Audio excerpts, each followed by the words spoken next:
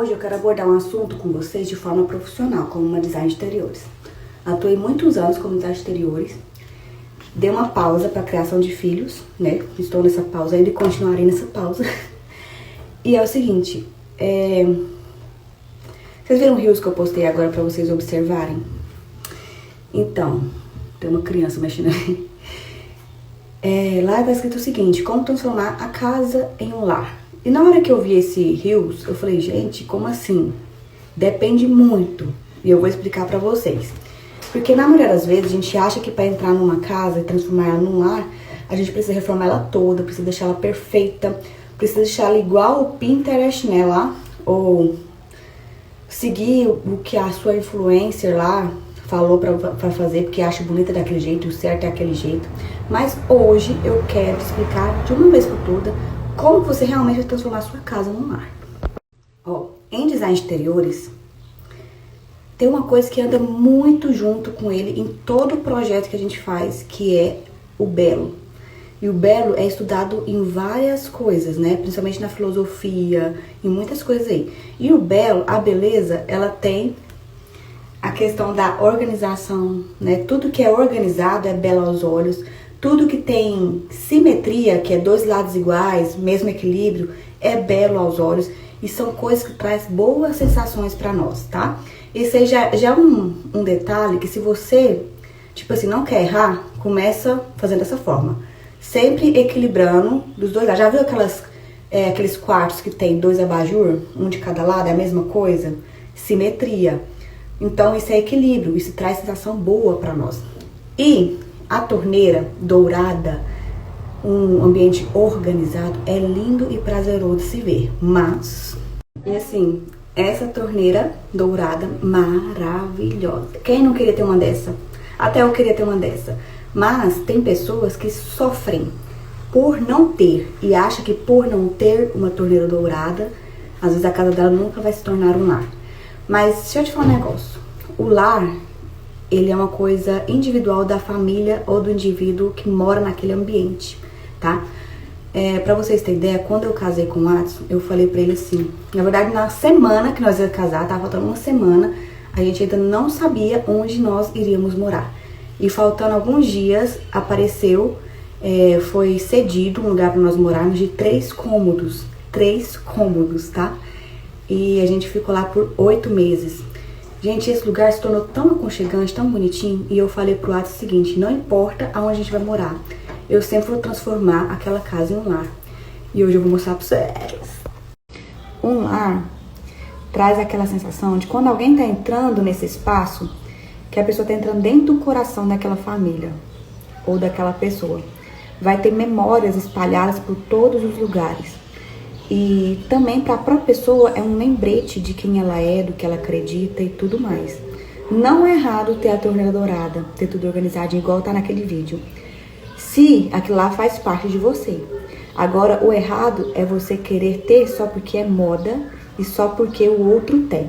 Agora, se faz parte de você, de quem você é, traz uma coisa, uma lembrança, expõe o seu gosto, aí sim a sua casa vai se tornando um lar aos poucos. E lá, gente, é um lugar onde pessoas criam vínculos, criam memórias. Então não é um showroom que tudo fica organizado, intacto no mesmo lugar. É um lugar onde tem movimento, onde tem vida, tem bagunça, tem desorganização também. Uma coisa que eu estava esses dias, né, observando, eu reclamava disso o tempo todo, era as mãozinhas sujas das crianças, quando elas passavam nas quinas da parede segurando, aí ficava a marca de um monte de dedinho na parede branca. Aí eu falava, ai gente, a minha casa tá toda encardida, tá parecendo que tá suja, cheia de pegadinhas, cheia de dedinhos. Mas aí depois a gente só reclama disso na hora, né? Quando tá vivendo aquele momento, aquele movimento de vida, né? Mas depois, pensa quando sua casa... Na verdade, teve um dia, gente, nem pensou que nós fui crescer pra me saber disso. Teve um dia que eles passaram, foi pousar na casa da avó. E aí eu senti falta daquele movimento na casa, da minha rotina normal, né? De correria, de cuidar das crianças e tudo mais. E eu olhei aquela parede cheia de dedinhos, a geladeira, a porta-geladeira cheia de dedinhos. Falei, nossa, realmente tem um... Então, amigas, sabendo disso, né, eu mesmo tendo estudado isso aí por anos, ter vivido profissionalmente disso por anos, quando a gente não faz isso diariamente, esse exercício, né, de qualquer coisa que você pensar, qualquer coisa que você estudou, se você não coloca em prática, não está lendo sobre o assunto, você vai esquecendo com o tempo. E depois que a gente mudou para a casa que estamos agora, essa casa é bem maior, então muito maior, e nem as coisas que eu já tinha de móvel, de decoração, não deu para ocupar todas as paredes ainda, ficou muitas paredes em branco, ficou muito ambiente, sabe, vazio. E eu parei para pensar e falei assim, eu não vou preencher esses espaços de qualquer forma.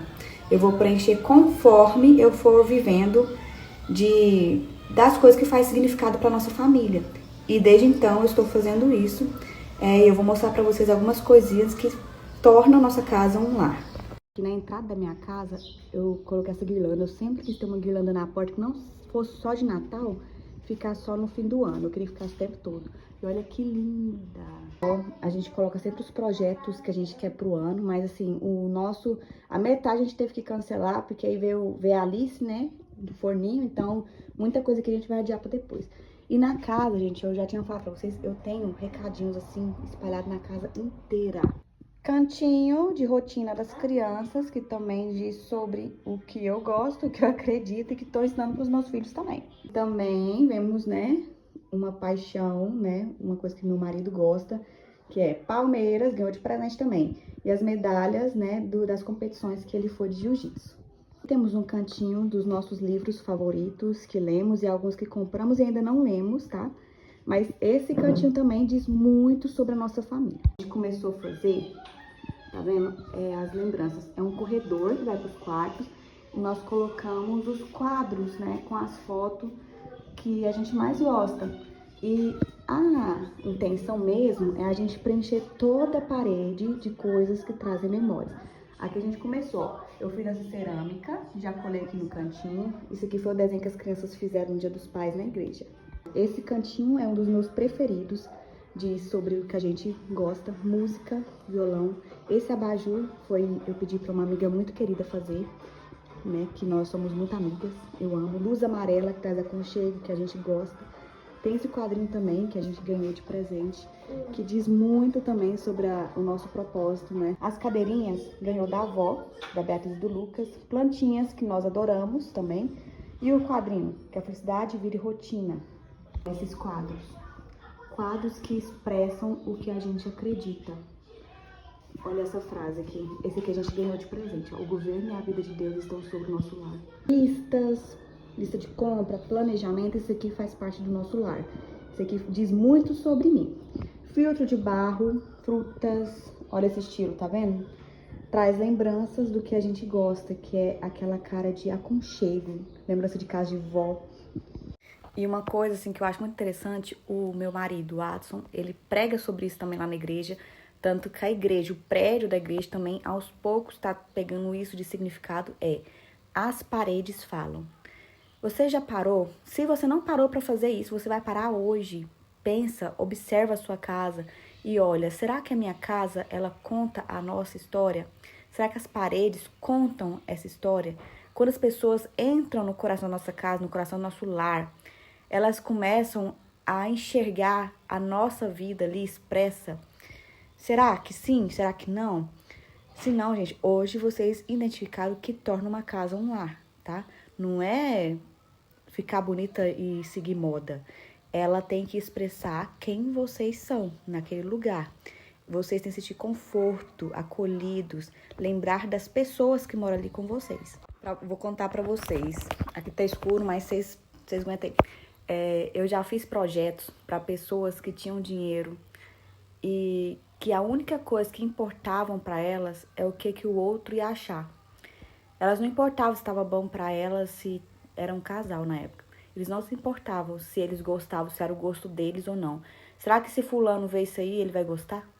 E era o tempo todo assim. Eles faziam para impressionar o outro. E isso é triste. Isso é muito triste. Você deixa de viver a sua personalidade, a sua vida, as suas escolhas, o que você acredita para estar agradando o outro.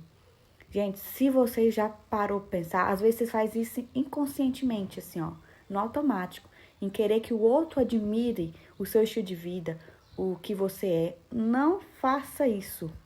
Não faça isso. Volta atrás e resolve.